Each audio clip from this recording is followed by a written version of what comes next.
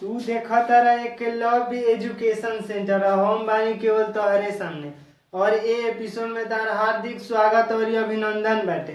तो आज के जौन हमनी के एपिसोड बाटे बाटे उ आधारित बा समता या समानता का अधिकार। मतलब हमारे एपिसोड 31 में बाटे मौलिक अधिकार। मतलब एपिसोड 31 में मौलिक अधिकार से जुड़ल तथ्यों पर बात कैले बानी जा हमनी के।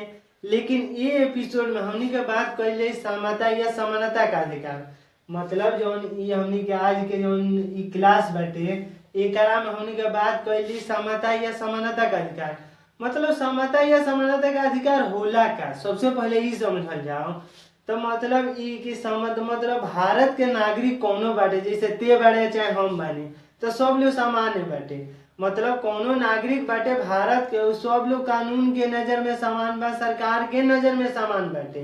तो सबसे पहले ही बात हुई कि आखिर 14 से मतलब ये जौन समता या समानता का अधिकार बाटे अनुच्छेद 14 से लेकर 18 तक एक बात बा। मतलब जौन समता या समानता का अधिकार के जौन वर्णन बा उल्लेख बाटे इ तोरा संविधान में बाटे, यानी भारत के संविधान के अनुच्छेद 14 से लेके 18 में ई लिखल बा। मतलब ये बात के उल्लेख बा कि सभी लोग भारत के सभी नागरिक सामान्य हैं। मतलब भारत अगर तेज कोनो अपराध कैले हमू कहनी अपराध ते रहते रहे दिल्ली हम बानी उत्तर प्रदेश, तो हमनी के जौन कानून के नजर में समान बनी जाए। जौन तोरा के दंड मिली हुए हमरो के मिली अगर एक ही अपराध कैले बन जाए तब एक में हमनी के धीरे धीरे सब तथ्यों पर बात कर जाओ। तो सबसे पहले बात बा अनुच्छेद 14। मतलब अनुच्छेद 14 में बाटे विधि के समक्ष समता। विधि के समक्ष समता। विधि के समक्ष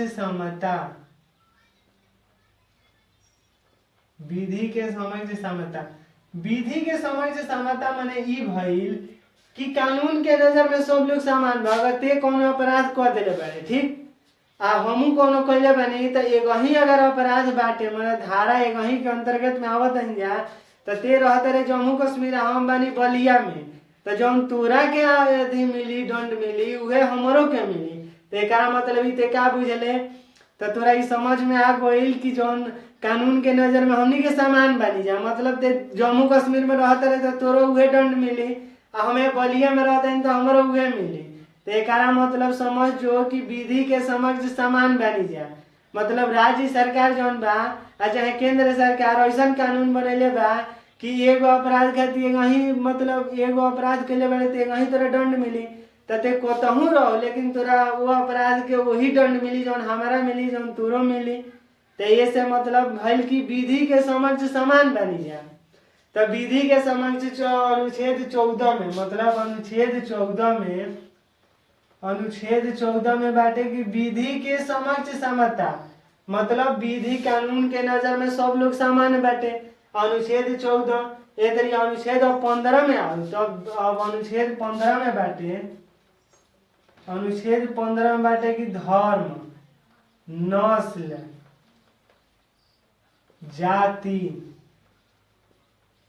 धर्म, नस्ल, जाति, लिंग और ओकरा बाद बाटे जन्म के स्थान पर, जन्म के आधार पर, जन्म स्थान के आधार पर, जन्म स्थान के आधार पर, जन्म स्थान के आधार पर भेदभाव का निषेध। जन्म स्थान के आधार पर भेदभाव का निषेध। भेदभाव का निषेध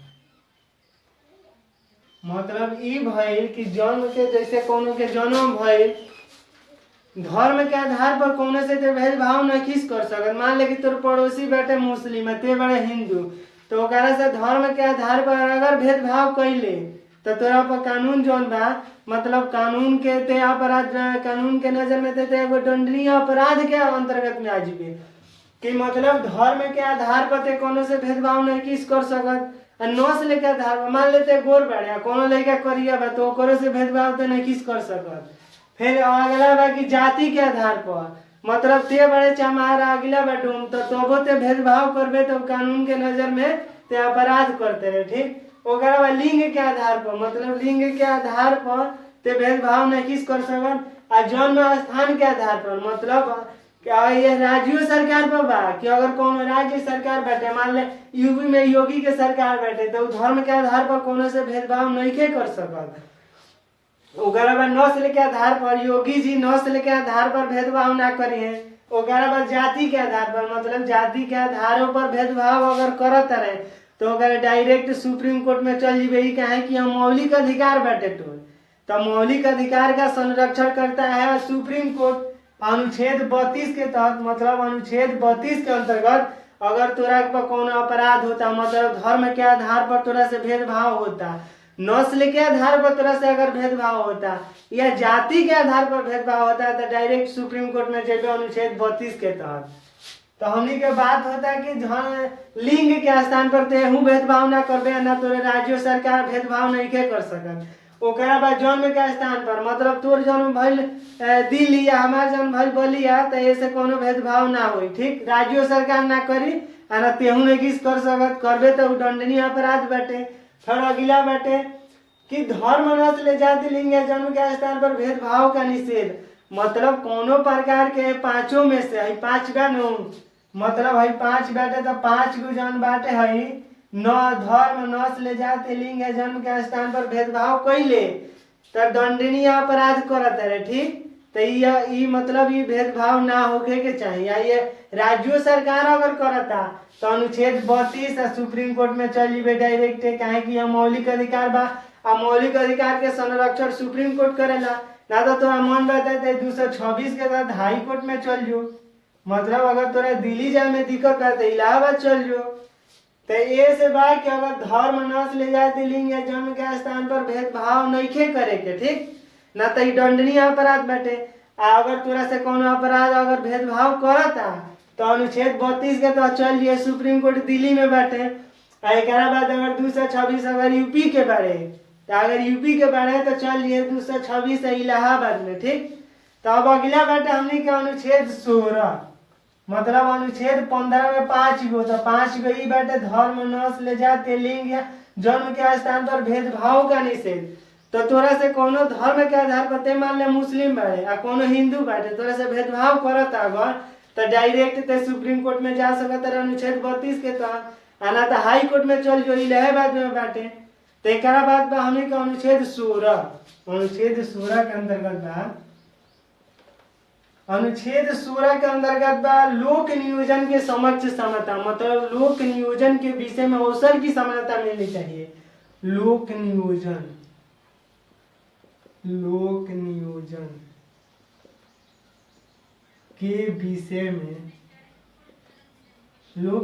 के विषय में अवसर की समता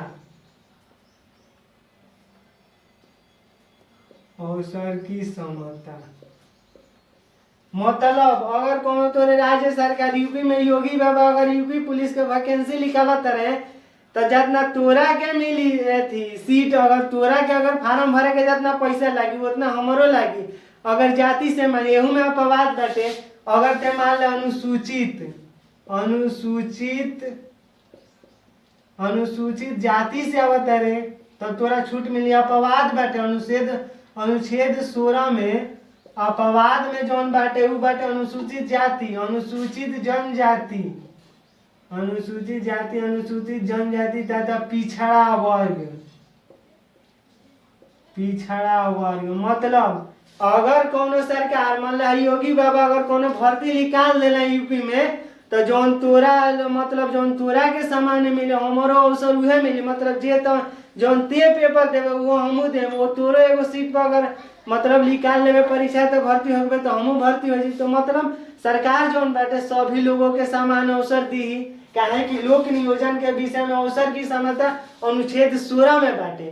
तो अगर कोनो सरकार वैकेंसी निकालता तो सब नागरिक के समान अवसर मिले के चाहिए तो मिलल, लेकिन है जौन अनुसूचित जाति अनुसूचित जनजाति पिछड़ा वर्ग जौन ते देखत रे ते कनी के छूट बाटे मतलब एकनी के छूट मिले। अगर अनुसूचित जाति से बारह सौ तोर लगा तो 100 रुपया तो अनुसूचित जाति वाला के लागी 0 रुपया मतलब जो अगर कोस्ट गार्ड के फार्म भरत रे कोस्ट गार्ड के परीक्षा के फार्म भरते रहे तो दूसरा के लागी 100 रुपया चाहे 250 तो वो एकर लागी 0 रुपया, मतलब एकर पैसे ना लागी। तेमे ये अपवाद बाटे, अनुच्छेद 16 में बाटे ये अपवाद बाटे। लेकिन लोक नियोजन के विषय में अवसर की समानता की बातें की गई है, लेकिन एक में कुछ अपवाद के तो हम बताइए देनी, तो ऐसे घबराए के नहीं के। ठीक, अगला बाटे 17, अगला बाटे 17, मतलब अगला अनुच्छेद हमनी के 17 के जो बातें करब जाए, अनुच्छेद 17 अस्पृश्यता का अंत, मतलब अस्पृश्यता का अंत का मतलब ही भइल अस्पृश्यता का अंत। मतलब तोरा बुझात नहीं के खाली हम कवला से होई, तो एकरा का मतलब ही भइल के हई छुआछूत, मतलब कौनो के से छुआछूत नहीं किस कर सकत। ठीक बा, ड्रामा कैला से ना होई खालसा। तो अस्पृश्यता का अंत मतलब ही भइल कि कौनो से ते छुआछूत करिए नहीं किस सकत। मतलब अगर ते छुआछूत करत रे तो यह दंडनीय अपराध करत रे। अगर मान ले कि कोनो बाटे हम बानी मान ले डोमा ते बारे चमार, तो अगर छुआछूत कैले तो यह दंडनीय अपराध बाटे। अगर कोनो राजपूत बाटे या कोनो बाटे मान ले वही, तो ओकरा से छुआछूत कैले तो इहो अपराध बाटे। तो ये से ते छुआछूत करिए ना तो यह दंडनीय अपराध के अंतर्गत में आ जीवे। एकरा अस्पृश्यता का अंत, अगर कोनो तरह से अगर तोरा से कोनो छुआछूत के भेदभाव अगर करता, तो मान ले कि उ दंडनीय अपराध करता, तोरा मौलिक अधिकार बाटे, तो मौलिक अधिकार खातिर कहाँ जीवे, तो इलाहाबाद में चल लिए 226 अनुच्छेद, मतलब 226 के अंतर्गत में चल जीवे। तो इलाहाबाद अनुच्छेद 226 के अंतर्गत में बाटे कि अगर तोरा मौलिक अधिकार के कोनो अगर ठेस पहुंचावता, अगर हनन करता है तो डायरेक्ट इलाहाबाद चल जीवे चाहे दिल्ली चल जीवे। तो अनुच्छेद 17 माने अस्पृश्यता का अंत, मतलब भेद छुआछूत का अंत, समझ गए। तो छुआछूत का अंत मतलब तोरा छुआछूत करही के नहीं कोनो से। ठीक, अब एकरा बात बाटे अनुच्छेद 18, अनुच्छेद 18 बाटे, अनुच्छेद 18 उपाधियों का अंत, मतलब उपाधियों का अंत।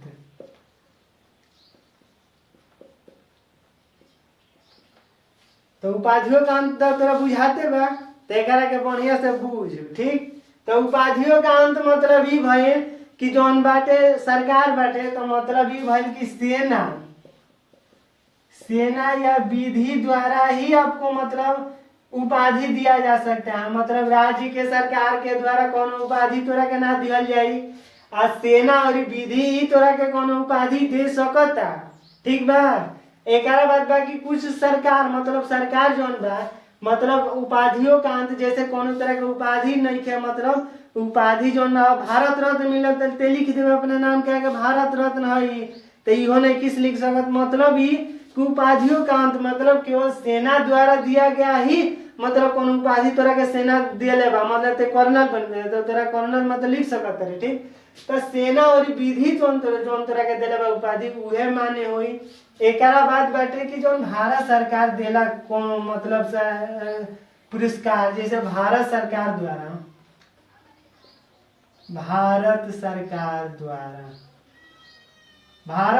द्वारा दिहल जाला पद्म भूषण। पद्म भूषण तो नाम से जानते हो कबे, पद्म विभूषण, पद्म विभूषण,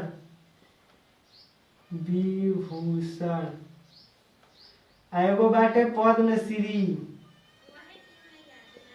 मतलब भाई जौन तीनों जौन पुरस्कार बाटे नु, ये अनुच्छेद 18 के अंतर्गत में ही दिहल जाला। मतलब भारत सरकार जौन बा पद्म भूषण, पद्म विभूषण और पद्मश्री अनुच्छेद 18 के अंतर्गत ही देला। तो पावर एजिए से शुरू होला। ठीक बा, तो अनुच्छेद मतलब पद्म विभूषण बा, तो ये अनुच्छेद 18 के अंतर्गत दिहल जाला, और पद्मश्री अनुच्छेद 18 के अंतर्गत दिहल जाला, और पद्म भूषण और पद्म विभूषण अनुच्छेद 18 के अंतर्गत दिहल जाला। मतलब ही कि पावर एजिए से स्टार्ट होला, कभी खत्म ना होला। ठीक, तो एक अगला बाटे सेना के द्वारा, तो सेना के द्वारा तोरा के दिया जाला महावीर चक्र, महावीर चक्र। एकरा बाद बाटे परमवीर चक्र, परमवीर चक्र। एकरा बाटे परमवीर चक्र के बाद वीर चक्र, एकरा में भारतो रत्न बा इहो लिख ले, ठीक बा। भारत रत्न मतलब परमवीर चक्र, महावीर चक्र या वीर चक्र अनुच्छेद 18 के अंतर्गत ही दिहल जाला। मतलब जौन पावर बाटे एजिए से शुरू होला और खत्म कब होखबे ना करेला, ठीक। तो हमनी के जो सेना देला उ देला महावीर चक्र और परमवीर चक्र और वीर चक्र अनुच्छेद 18 के अंतर्गत ही तोरा के मिली। आ एकरा बाद बाटे भारत सरकार, मतलब भारत सरकार जौन पद्म भूषण, पद्म विभूषण, भारत रत्न जौन देता वो अनुच्छेद 18 के अंतर्गत ही देला। तो आज के एपिसोड में बस इतना ना। हमारा चैनल के कर दे सब्सक्राइब ताकि हमारा वीडियो सबसे पहले तोहरे लगे आओ। धन्यवाद।